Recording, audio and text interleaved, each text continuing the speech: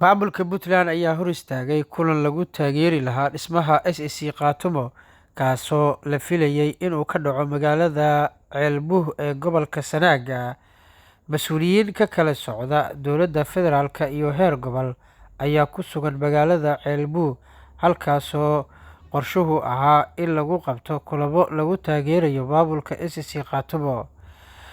Shirkaas oo ay ka qaybgeli lahaayeen isma dhaqameed, siyaasiyiin, haween, dhalinyaro iyo qeybaha kala duwan ee bulshada deegaanka SSC Khartoum ayaa lagu xoojinayaa hanaanka dhismaha maamulkaasi.